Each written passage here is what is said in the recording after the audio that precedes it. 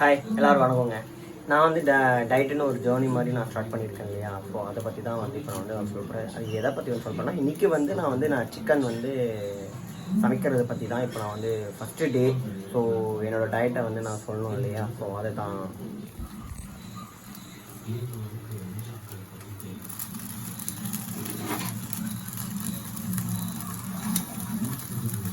நான் வந்து சிக்கன் எடுத்துக்கிறது பார்த்தீங்கன்னு வச்சுக்கோங்களேன், ஒரு 100 கிராம் சிக்கன் நான் எடுத்திருக்கேன்.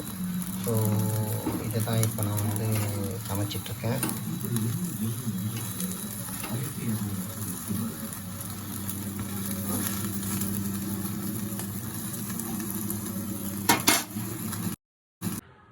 ஹாய் எல்லாருக்கும் வணக்கங்க.